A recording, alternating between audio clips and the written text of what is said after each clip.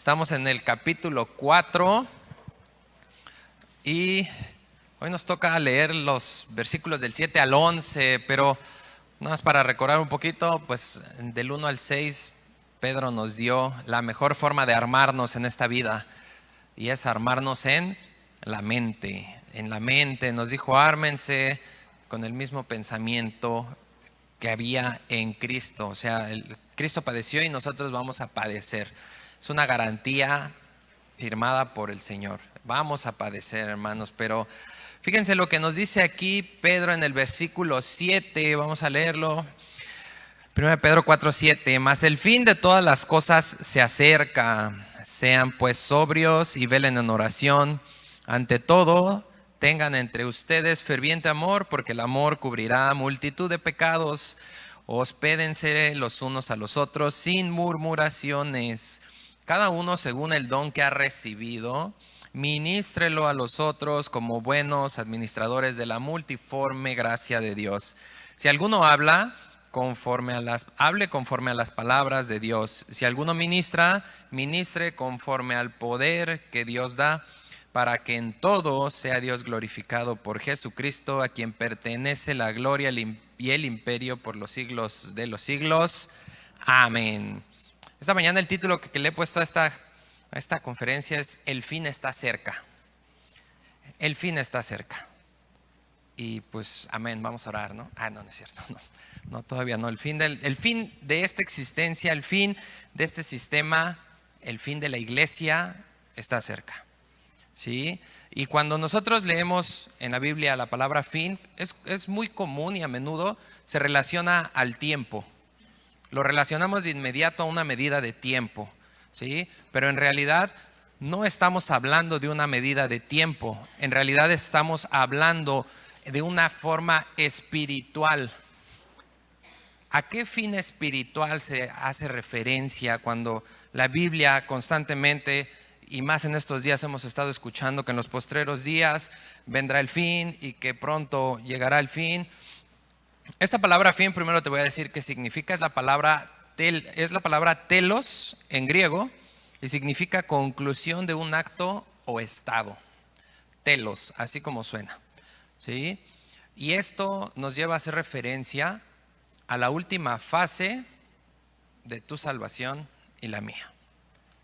Acuérdate que la salvación viene en 3 fases o 3 etapas. Somos justificados cuando tú recibes a Cristo, cuando tú dispones tu corazón, cuando tú eres consciente de que llevas una vida en pecado y que no hay otro camino más que Cristo y realmente te arrepientes, Dios te hace nacer de nuevo y eres justificado en ese momento.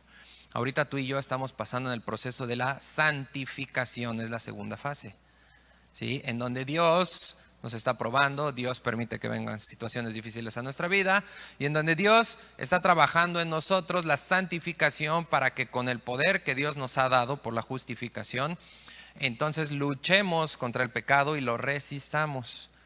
Y la última fase, que es el fin, que ya está cerca, es la glorificación. La glorificación. ¿Y cuándo sucede esa glorificación? Hermanos, cuando viene Cristo por su iglesia. Ese es el fin que ya está cerca.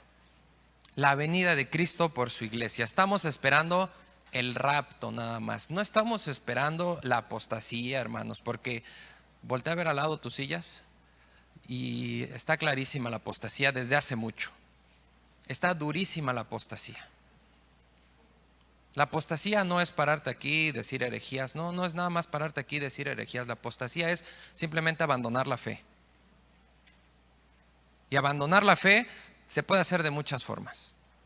Y puede estar justificado por allá diciendo: es que la situación, es que mi enfermedad, es que lo que sea. No estamos juzgando ni señalando a nadie. Hay situaciones difíciles, todos tenemos situaciones difíciles. A todos nos ha apretado la situación, a todos nos ha apretado la economía, todos hemos pasado por situaciones de enfermedad, pero Dios dice: el que persevere hasta el final, ese será salvo. Es perseverancia. No es que tú te justifiques y que tú busques tu comodidad, no. Es que te bajes de la balsa y camines sobre la tormenta. No es caminar en una alberquita sin movimiento. Es una tormenta la que tienes que bajar a caminar. Y entonces de esto es de lo que está hablando. Estamos esperando el rapto y actualmente hay muchísima doctrina y ha causado muchísima controversia y duda si realmente va a haber un rapto o no va a haber un rapto. Si realmente la iglesia va a ser arrebatada o no va a ser arrebatada. Acompáñame a Juan 3:16, porfa. Vamos allá al Evangelio de Juan y vamos a ver, Juan 3:36. Juan 3:36 y vamos a ver qué nos dice el apóstol Juan acerca precisamente hablando de la salvación, la manifestación del amor de Dios por nosotros, lo cual nos abre la puerta a la salvación. ¿Y qué es lo que dice Juan 3:36 para terminar este mensaje de salvación? Dice Juan 3:36, el que cree en el Hijo tiene vida eterna. Pero el que rehúsa creer en el Hijo no verá la vida, sino que la ira de Dios estará sobre él. La ira de Dios. Tenemos un contraste clarísimo entre depositar la fe o manifestar tu desobediencia desafiante ante Dios. Es claro aquí el ejemplo. Y también es claro el resultado, ¿eh? Yo pongo mi fe en Cristo, vida eterna. Es promesa de Dios. Pero yo rehúso y de este lado dice que vas a recibir ¿qué? La ira de Dios. A todo aquel que rehúsa creer en Cristo. ¿Y qué tiene que ver esto con el arrebatamiento? A lo mejor te estás preguntando, ¿cuál es el objetivo de esto? Bueno, es muy sencillo. La ira de Dios es lo que va a ser derramado en la tribulación. Eso es por lo cual va a pasar la tribulación, hermanos. Porque la ira de Dios va a ser derramada en ese momento. Miqueas 5:15 nos lo dice. Acompáñame a Miqueas 5:15. Y el profeta Miqueas, desde hace muchos miles de años atrás, lo dice claramente. Miqueas 5:15. Dice, y con ira y con furor haré venganza de las naciones que rehusaron creer, que no obedecieron. ¿Pero por qué no obedecieron? Porque cuando Cristo vino, ¿a qué vino? ¿Cuál fue la proclamación de Cristo? Arrepiéntanse porque el reino de Dios ha llegado. Es un mandamiento, arrepiéntete. Dios lo exige de todo el mundo. Pero a la vez, además de ser un mandamiento, es una invitación.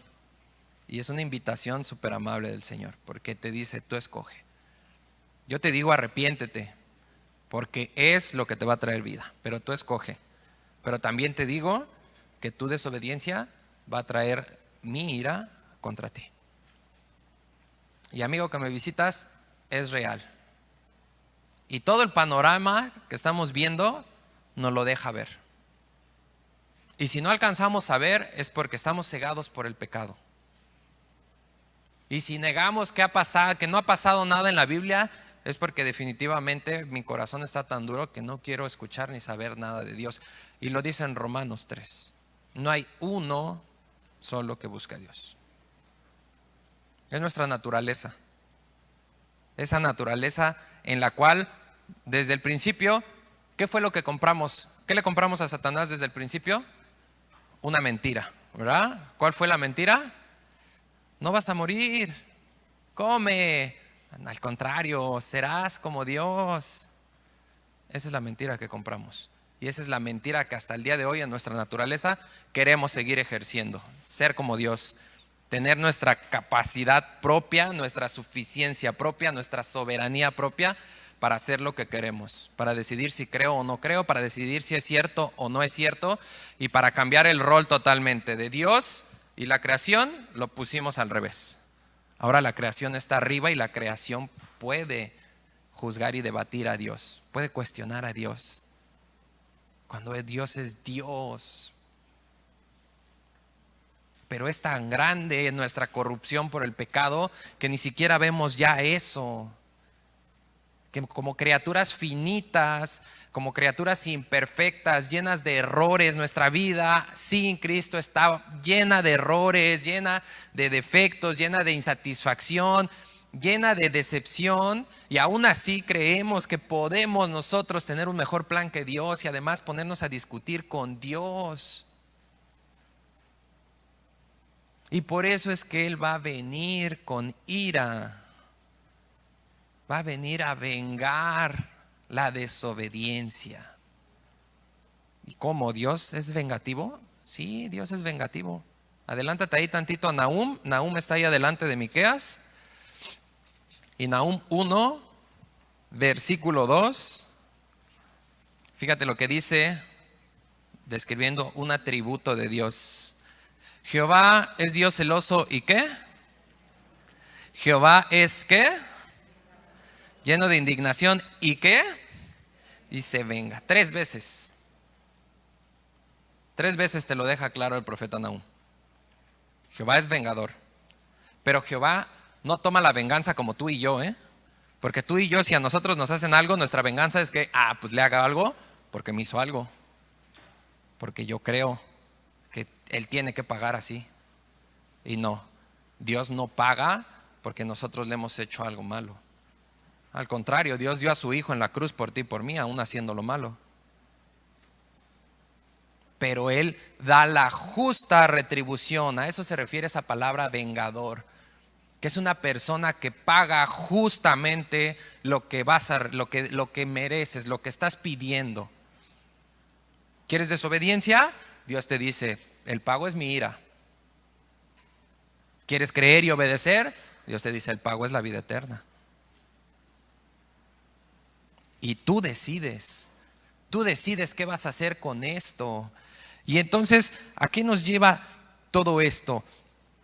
Pues a Romanos 5:9. Vamos a Romanos 5:9 y vamos a ver qué dice acerca de esto. Ya que entendimos la ira y lo que va a pasar en la tribulación, que es la venganza derramada sobre la humanidad. Romanos 5:9 nos dice el apóstol Pablo, hablando de la justificación que ya recibimos, dice, pues mucho más estando ya justificados en su sangre, la de Cristo, por Él seremos salvos ¿de qué? ¿Para qué murió Cristo en la cruz? ¿Cuál fue la razón de que Cristo muriera en la cruz? ¿Para salvarnos? Esa no fue la primera razón. La primera razón fue que murió en la cruz para satisfacer la justa y completa medida de ira de Dios contra el pecado. Y entonces, al satisfacer la ira de Dios en esa cruz, nosotros fuimos beneficiados con la salvación. Y entonces, si Cristo pagó completamente con su sangre derramada en la cruz para que Él, en lugar tuyo y mío, recibiera la ira por el pecado de toda la humanidad, podemos estar seguros, hermanos, que no recibiremos ira de Dios. Podemos estar confiados que no vamos a recibir la ira de Dios porque ya se pagó. Cristo soportó el furor y la ira a plenitud de Dios en esa cruz. Maltratado, sangrado, recibió lo que tú y yo y todo el mundo teníamos que recibir. Y por ese sacrificio es que ahora no queda ira de Dios para nosotros. Por eso hoy podemos decir Abba Padre, y por eso ese es el Cordero digno de toda la gloria. Porque por Él tú y yo hoy somos acercados, somos reconciliados con Dios. Efesios 2 nos dice que estábamos lejos. Y estar lejos no es estar allá atrás, el último que se sentó. No, estar lejos es estar en las tinieblas, en un lugar donde no teníamos acceso a Dios. Efesios 2 dice que no teníamos Dios ni nada en este mundo. Y en esa cruz el velo se rasgó y abrió el lugar santísimo a donde solamente un sacerdote y una vez al año podía acercarse. Y ahora tú y yo podemos acercarnos confiadamente en todo momento. En todo momento podemos venir. Y el pasaje más claro del arrebatamiento está en 1 Tesalonicenses 4. Ahí viene la venida del Señor. Y en 1 Tesalonicenses 5, acompáñame ahí, porfa. Fíjate lo que dice ahí, 1 Tesalonicenses, capítulo 5, versículo 9, con referencia a toda la venida del Señor. En el versículo 9 del capítulo 5 dice: porque no nos ha puesto Dios ¿para qué? Para ira, sino para alcanzar salvación por medio de nuestro Señor Jesucristo. Dios no nos ha puesto a ira. Dios nos ha puesto para salvación. Y con esto en mente, hermanos, con esto, armándonos, aquí arriba, con esto, Pedro nos da 3 instrucciones sumamente importantes en nuestra vida cristiana. Pedro nos lleva ahí mismo en el versículo 7, una vez que nos dice: mas el fin de todas las cosas está cerca, dice: sean pues, ¿qué? Sobrios y velen en oración. Esa es la primera instrucción que Pedro nos da. Sean sobrios y velen en oración. Ser sobrio es la palabra griega sofroneo. Sofroneo, con PH. Y significa tener la mente cabal, una condición mental saludable y estar en su juicio sano. Eso significa sofroneo. Y esto hace referencia a una persona que tiene tanto sus deseos como sus pasiones totalmente aplastados y controlados, no por su fuerza, por el Espíritu Santo. A eso se refiere sofroneo. Entonces, sofroneo es una invitación a, hermanos, crecer espiritualmente. Y esta última parte, esta parte que estamos leyendo de este pasaje de 1 Pedro 4, del 7 al 11, es la última recomendación de Pedro en cuanto a la conducta que tú y yo tenemos que tener como cristianos. Empieza desde el capítulo 2, y en el capítulo 2 nos pide que nos desechemos ya de maldiciones y de pleitos y de disensiones, de chismes, y que deseemos como niños espirituales la leche no adulterada. Como niños, la leche espiritual, no adulterada. ¿Sí? La primera recomendación es crece, aliméntate y crece, y aquí nos lo dice: sé sobrio. Necesitas poner tus pasiones quietas. Es necesario poner nuestras pasiones quietas. Esto habla de una mente lúcida, de una mente en prudencia. Y además nos dice que velemos, que es la palabra nefo, con PH también. Nefo. ¿Sí? Y esta palabra velen significa ser sobrio, pero no es el ser sobrio que vimos ahorita, sino abstenerse del vino o estar libre de la influencia de productos embriagantes. ¿Por qué hace referencia a mantenerse sobrio y no ebrio? ¿Por qué hace referencia al vino? Porque por naturaleza, cuando una persona empieza a ingerir demasiado alcohol, lo que sucede con esa persona es que empieza a causar sueño, somnolencia. Primero se alegra y se desinhibe, y después empieza somnoliente. Y cuando Pedro nos da juntos estos dos y nos dice: sean sobrios y velen, nos está haciendo un llamado a una alerta y vigilancia espiritual constante. Y estar alerta por la templanza y vigilante porque nada en mi mente me distrae para estar durmiendo, va a dar como resultado la oración. Por eso es que están juntos esos tres. Por eso es que te lo vuelvo a decir. Dice Pedro: sean sobrios y velen en oración. ¿Te acuerdas cuando Jesús fue a Getsemaní? Nos lo decía hace rato nuestro hermano Fabián en la Santa Cena. Fue a Getsemaní, entró y oró. Pero antes de orar y de sudar sangre, ¿qué le dijo a Pedro, a Juan y a Santiago. ¿Qué les dijo? Velen y oren conmigo. ¿Y qué hicieron ellos? No velaron, se embriagaron. Y no precisamente de alcohol, ¿eh? El alcohol no es la única forma en la cual tú vas a poder perder esta alerta espiritual y vigilancia. Tu teléfono, la vecina o el vecino, el dinero, las drogas, todo lo que te aparta y embriaga tu mente. Y regresó Cristo, ¿y qué les dijo?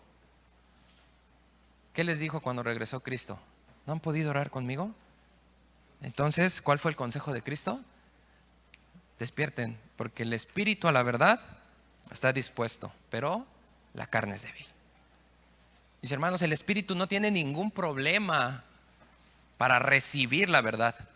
El problema es que nosotros lo tenemos muerto y no lo dejamos recibir la verdad.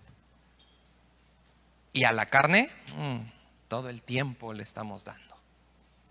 Todo el tiempo le estamos dando. Una muestra de esta falta de alerta y vigilancia espiritual, hermanos, es cuando tú te sientas a leer la Biblia.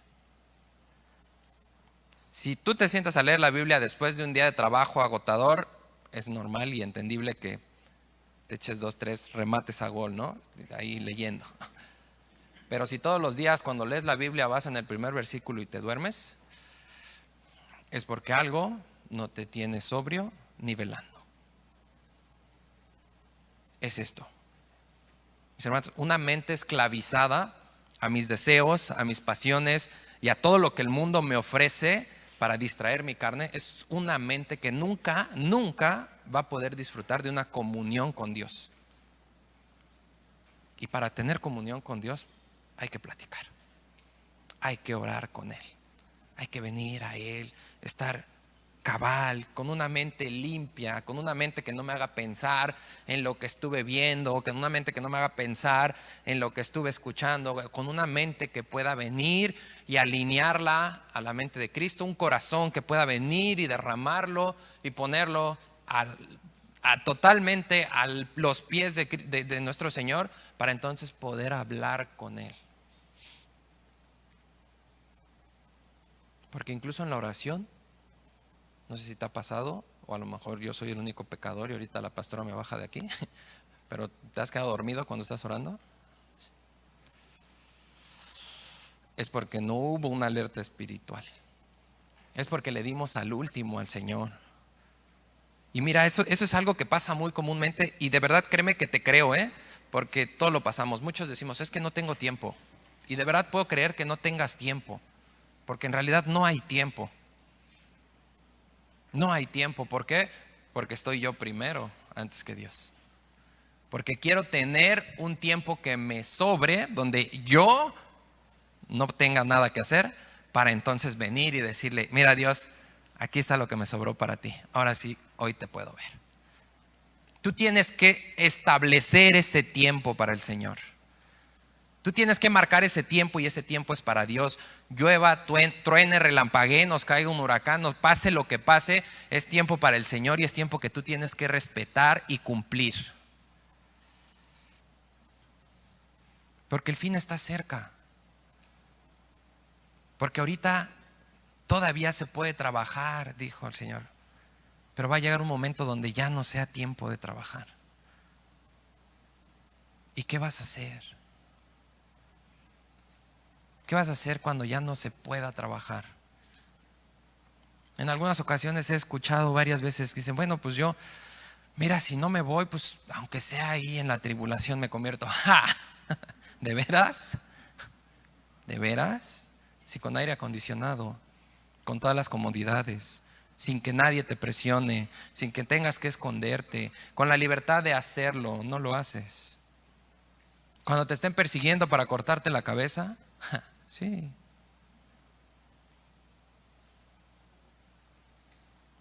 Es esto a lo que Pedro nos llama, a esta alerta, a estar alerta, armados en nuestra mente, para entonces poder tener este primer consejo que nos va a mantener despiertos y en oración, en comunión con el Señor. Y entonces viene el segundo consejo, versículo 8. Y ante todo, tengan entre ustedes ferviente amor, porque el amor cubrirá multitud de pecados. El siguiente consejo e instrucción es: tengan ferviente amor.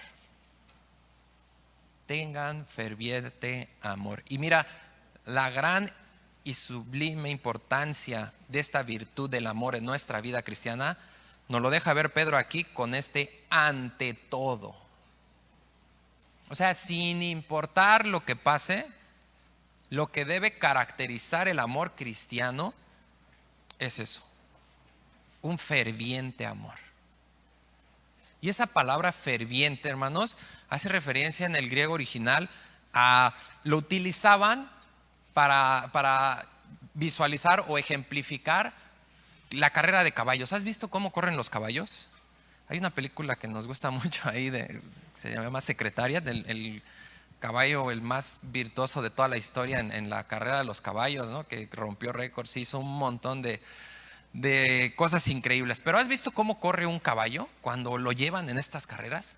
Es increíble cómo se le marcan los músculos, cómo estira completamente todas sus piernas, cómo se le marcan incluso hasta los tendones, el cuello se le tensa, porque trata de llegar hasta allá.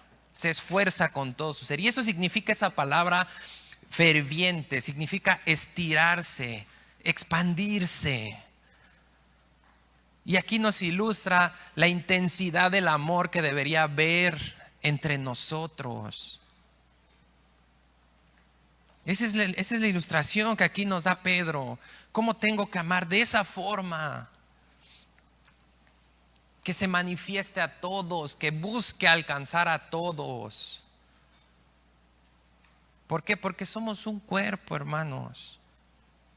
Nuevamente, Efesios 2 lo dice claramente. Cristo nos unió para ser una sola persona. Una sola persona. Y tú y yo tenemos que estirarnos de esta forma.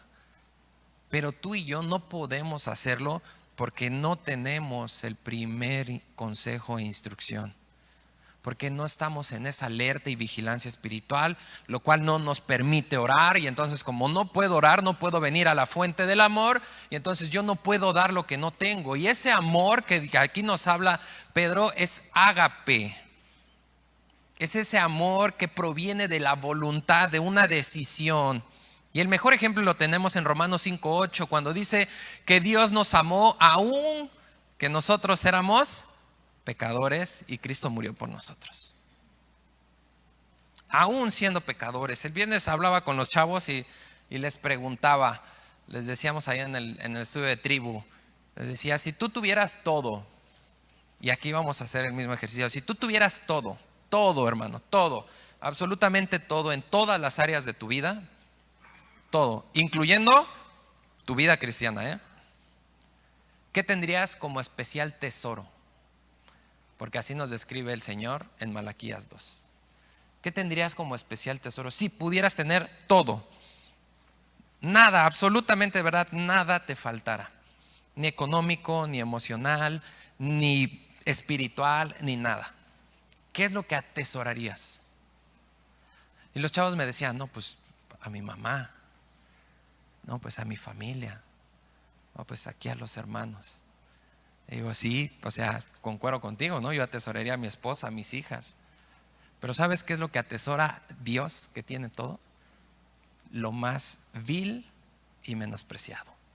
Aquello que no pasaba por su mente buscarlo. Aquello que lo aborrecía. Aquello que constantemente lo agredía y lo ofendía.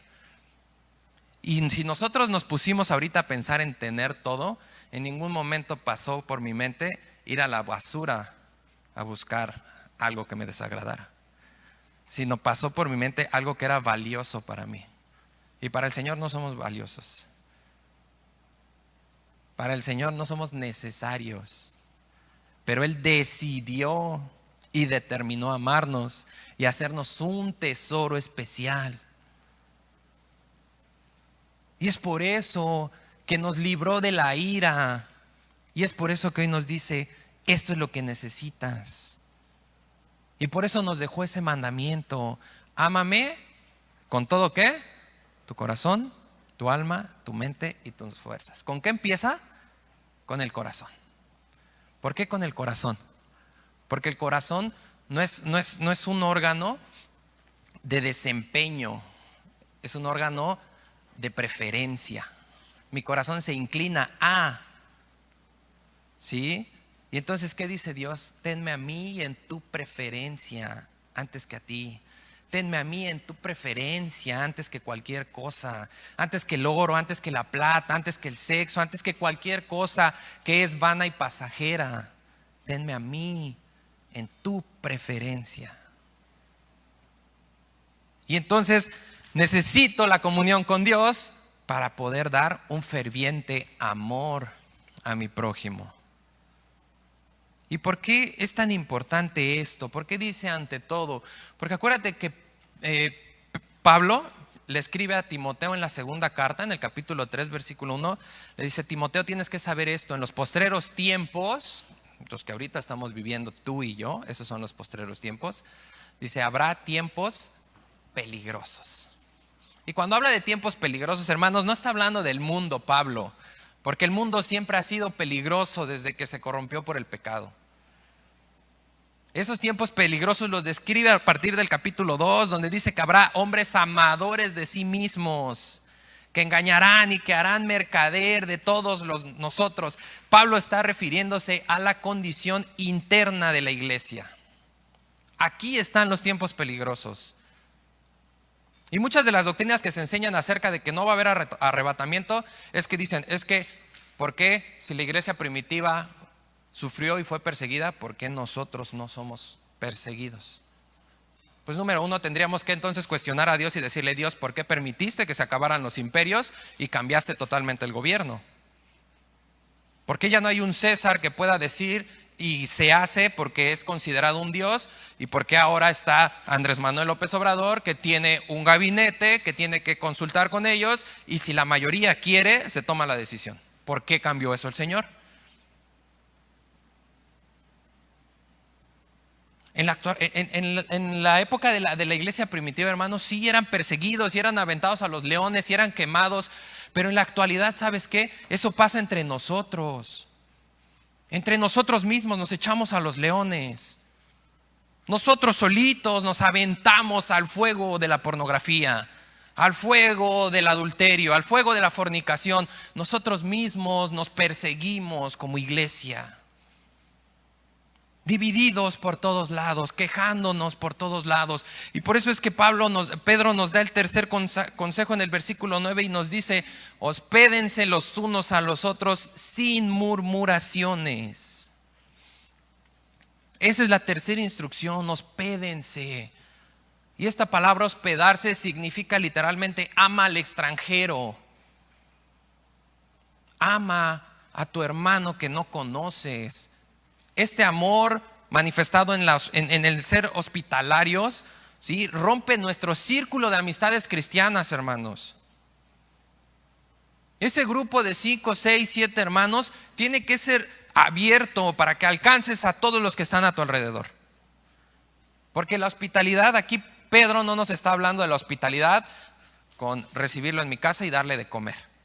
Esa no es la hospitalidad. Y esa no es la comunión y el amor ferviente que Dios quiere que manifestemos, porque Dios no quiere que estemos todos en la casa de todos. A eso no nos llama el Señor.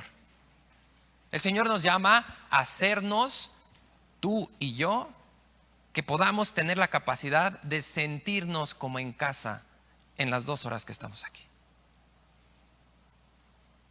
¿Te sientes como en casa con el que está al lado tuyo? ¿Te ha hecho sentir como en casa? ¿Tú lo has hecho sentir a él como en casa? Es esto. Porque ¿sabes qué? Mira, tus bienes, tu casa, tu dinero o cualquier cosa que pudieras dar, de nada vale, porque no va a la eternidad. Pero todos los que están a tu lado, con ellos vas a vivir una eternidad. Y qué triste que lleguemos al arrebatamiento, nos encontramos con nuestro Señor y volteemos. ¿Cómo te llamas? Soy yo, Carlos de Acapulco, predicaba. Qué gusto. A esto nos está llamando Pedro. Es un amor que rompe toda nuestra naturaleza. Porque la naturaleza de nuestro amor es hacia nosotros, hacia nuestra conveniencia. Pero aquí nos dice, decide amar. Y por eso es que al final de este consejo dice, el amor cubrirá multitud de pecados. No es un amor ciego, ¿eh? El amor ágape no es un amor ciego. Es un amor que ve los errores y pecados de los hermanos, que acepta que los hermanos cometen errores y pecados, pero que perdona los errores y pecados de aquellos que me han ofendido. Porque hay un establecimiento bíblico súper importante. Si tú no puedes perdonar, ¿Dios te perdona? No. Estás recibiendo el amor de Dios en comunión para manifestar el ferviente amor. Pero ¿sabes qué hacemos? Nos lo quedamos aquí nosotros. Sí, Señor, amén. Yo sí. Jesús, mi fiel amigo, sí, ajá. Pero ¿y el de al lado es tu fiel amigo? Porque si tú volteas y dices, Jesús, mi fiel amigo, el de al lado es parte del cuerpo de Jesús, ¿eh? Y a él no le puedes decir fiel amigo. A él no le puedes saludar. No nos podemos preguntar nuestro nombre. Esto es a lo que Pedro quiere que despertemos, hermanos. Necesitamos despertar como iglesia, funcionar como iglesia que somos, como el cuerpo de Cristo. Es necesario que hagamos esto. Debemos tú y yo hacernos sentir en casa. Porque además de todo, hermanos, además de que vamos a estar juntos, además de que es un mandamiento que nos amemos unos a otros, es algo que juega un papel importantísimo en la evangelización. El amarnos unos a otros.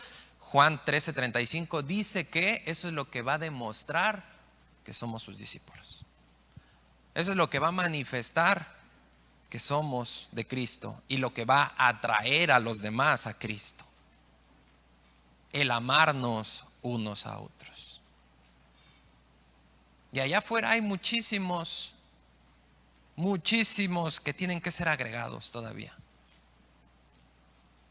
Pero no están agregados porque nosotros mismos como iglesia, en los tiempos peligrosos, amadores de nosotros mismos, nos frenamos. Y además de todo esto, además del amor que Dios nos da, el versículo 10 dice que cada uno, según el don que ha recibido, ministralo a los otros como buenos administradores de la multiforme gracia de Dios. Además de todo, Dios nos capacita para trabajar aquí dentro de la iglesia. Mi hermano, esos dones que Dios te dio son para ser usados dentro de la iglesia. Y tú no me puedes decir que no tienes ni uno, porque entonces estamos contradiciendo ahorita la Biblia. Porque esto aquí cuando dice según el don que ha recibido, ese verbo recibido es un indicativo perfecto, que ya se cumplió y que sigue teniendo validez. Ya lo recibiste. Si eres de Cristo, ya lo recibiste. Se sorprendió la hermanita. Ya lo recibiste, ya lo tienes. Por lo menos uno, ¿eh? Pero tienes muchos. Y además dice que es de la multiforme gracia de Dios. Esa palabra multiforme significa muchos colores. Y es algo que recuerdo que el pastor Gustavo me decía mucho. Si es que los dones, si tú los mezclas, dices como una paleta de colores. Entonces, si tú mezclas el rojo y el amarillo, te va a dar naranja. Y si mezclas el azul y el amarillo, te va a dar verde. Y si empiezas a mezclar, y así es una alusión a lo que Dios hace. Dios toma el pincel con toda la paleta de colores que son todos los dones que están en Romanos y en Corintios. La lista está ahí descrita. Toma toda la paleta de dones y entonces toca su pincel con los dones y a cada uno de nosotros nos da un don único y especial, como una huella digital. Y esos dones son necesarios dentro de la iglesia, porque somos un cuerpo, porque mi mano derecha, que es la que me sirve para escribir, no la puedo dar a alguien más para que el otro escriba. Mi mano derecha es de mi cuerpo Y su función, su habilidad y todo lo que puede hacer es para beneficio de mi cuerpo. Y tú que estás aquí como miembro de esta iglesia, necesitas poner a trabajar tus dones. ¿Cómo se ponen a trabajar? Aquí lo dice Pedro. Dice, cada uno según el don que ha recibido, ministrelo. Y cuando vimos la palabra ministrenlo, de inmediato nos vamos a, ay, sí, hay que enseñar. No, espérame. La palabra ministrenlo no significa enseñar, significa ser servidor o servir. Es la palabra diaconeo en griego. Y aquí Pedro nos dice, ese don que Dios te ha dado, ponlo en servicio para los demás. Vuélvete un siervo de los demás. No, pero yo ya estoy sirviendo, a lo mejor por alguien dice, yo ya soy servidor, sí, amén, qué bueno. Ahora, para saber si soy un verdadero servidor y mi servicio está siendo agradable a Dios, mi gozo como servidor, mi satisfacción como servidor y todo lo que pueda hacer con mi servicio es para satisfacer la necesidad de los demás y no para decir mi servicio, mi gozo, mi alegría, yo estoy bien. Si tu corazón al servir es porque tú vienes pensando en los demás y no en ti, eres un buen servidor. Pero si vienes a servir porque pues yo siento bonito, porque yo cumplo, porque yo soy obediente, porque yo, ¿qué crees? Que tu corazón está alineado hacia la situación equivocada. Tienes que poner a servir esos dones para esto. Mira, el don, todo don que da Dios tiene una función y un objetivo. La función del don es servir y el objetivo del don es cubrir necesidades de los demás. Para eso es el don. Para eso es el don. Para que nos estemos edificando, para que sirvamos unos a otros. Y estos dones son únicamente dados por el Espíritu Santo. Acompáñame a 1 Corintios 12 para que veamos. Ya estamos cerca de terminar. Y aquí en 1 Corintios 12, versículo 11, aquí vamos a ver quién es el dador de los dones. Dice la palabra de Dios, pero todas estas cosas, hablando de los dones, porque aquí en el versículo, en el capítulo 2 habla de los dones, Pablo dice, porque todas estas cosas las hace uno y el mismo Espíritu, repartiendo a cada uno en particular como Él quiere. Es el Espíritu Santo cuando viene a ti que te reparte como Él quiere.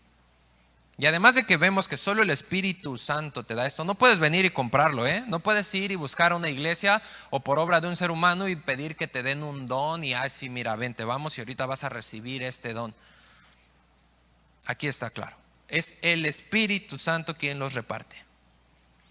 Y los reparte como Él quiere y además de que nos muestra que el Espíritu Santo es quien tiene el control de los dones, nos muestra la deidad del Espíritu Santo.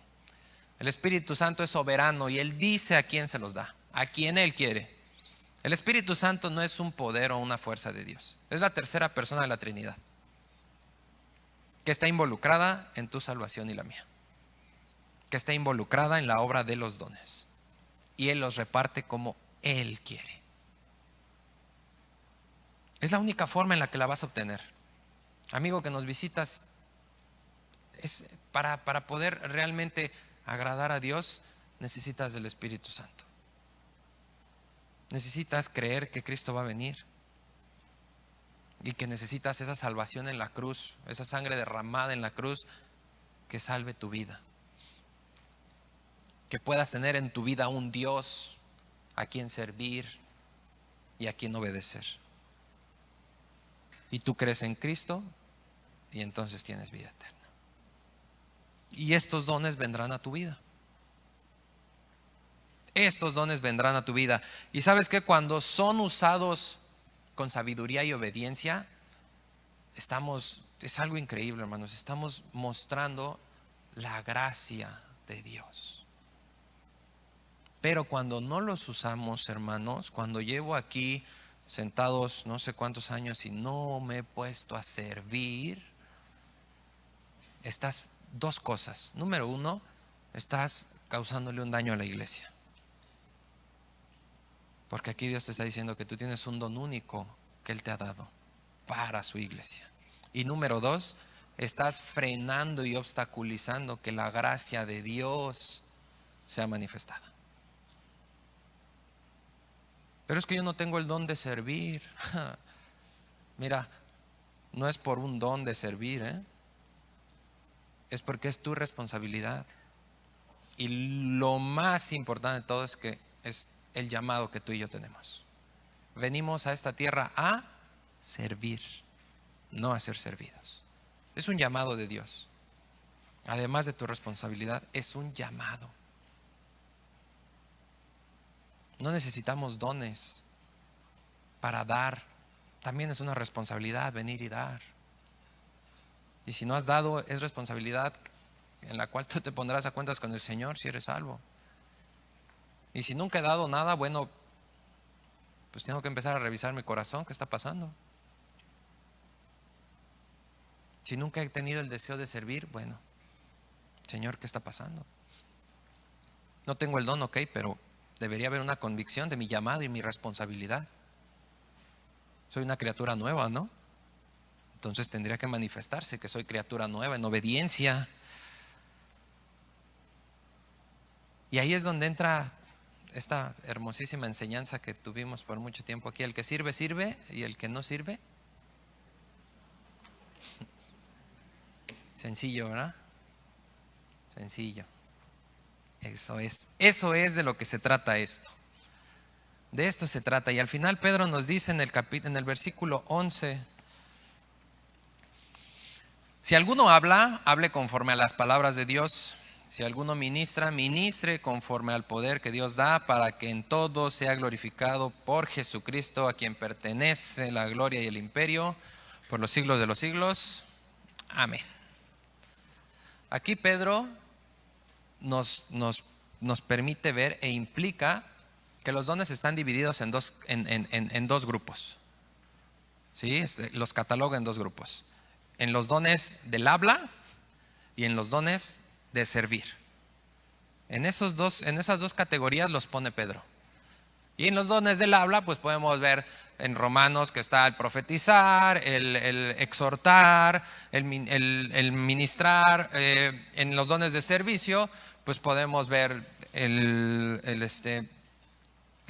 se me fue ahorita la palabra. En los dones de servicio podemos ver el don de sanidad, podemos ver el don del hospedaje, el don de servicio, que es una persona que lleva su servicio todavía mucho más allá. Y así se van dividiendo todos los dones en estas dos categorías: en hablar y en servir. Pero Dios dice claramente a través de Pedro: si vas a hablar, no hables de tu opinión. No hables lo que tú crees. Si vas a hablar, habla conforme a mis palabras. Que siempre salga de tu boca palabra sazonada con sal, nunca palabra corrompida. Habla conforme a la palabra de Dios. Y Dios también nos dice: si vas a servir, sirve, pero sirve no en tus fuerzas ni en tu carne, porque entonces va a llevar a tu corazón al lugar equivocado, que es el yo. Sirve conforme a la fuerza, al poder que yo te voy a dar, para que puedas hacer lo que dice Filipenses: tener la misma mentalidad de Cristo, no hacer nada por vanagloria, sino que dice Filipenses 2:4, sino viendo a los demás como mayores a ti mismo. Y a esto nos exhorta Pedro: hablar y hacer todo bajo la voluntad, bajo la dependencia y bajo la soberanía de Dios. Mis hermanos, el tiempo literal ya se acabó. El tiempo está ya encima de nosotros. Cristo viene por su iglesia en cualquier momento. Y es importante que vivamos con miedo, sino que vivamos expectantes y anticipados. Por eso es que tenemos la parábola de las 10 vírgenes. Que seamos aquella que nos toma el Señor con aceite en nuestra lámpara y no desviados, sin nada que ofrecer. Que Cristo nos encuentre en esta condición.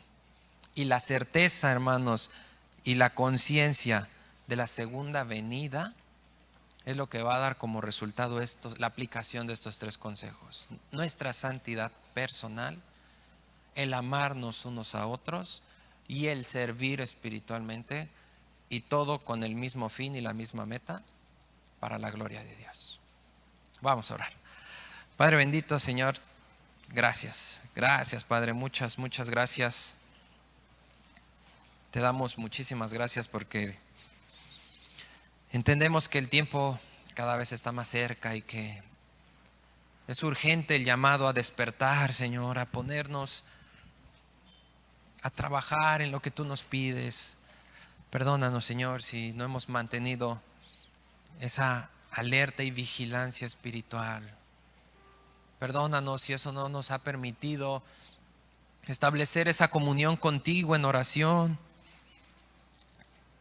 Si eso nos ha limitado a manifestar amor unos a otros, nos ha vuelto egoístas y estamos ahora esperando que a mí me den, cuando la instrucción es ve y ama. Estoy esperando que a mí me hospeden cuando tú dices hospeda, no sé hospedado.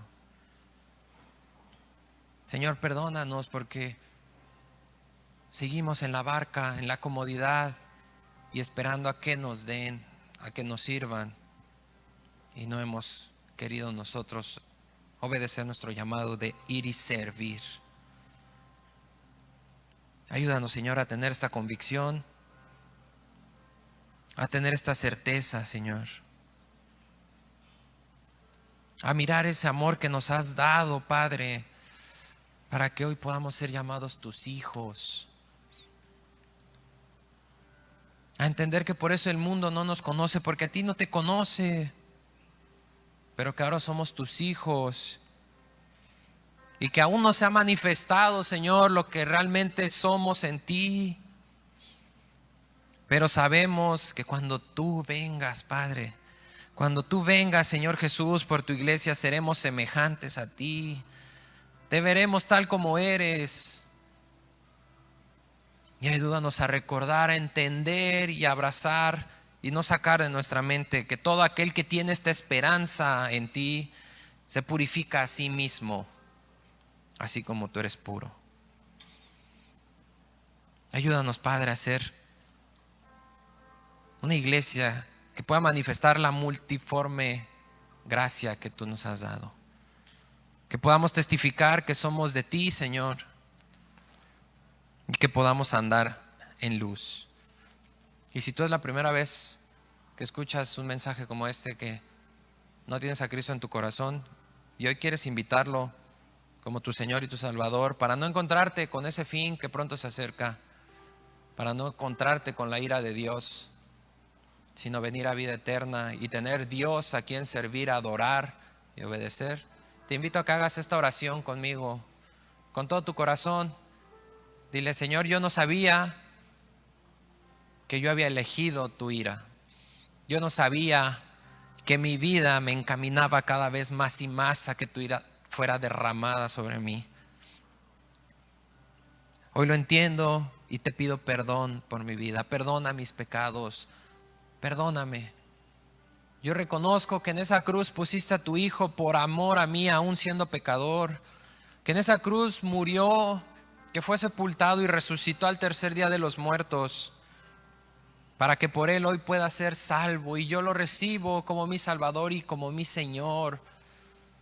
Yo te acepto como mi Dios, para andar en tus estatutos, para tener una vida transformada, para poder venir a vida eterna y para darte gloria a ti, Señor. En el nombre de Jesús. Amén. Amén. Gracias a Dios.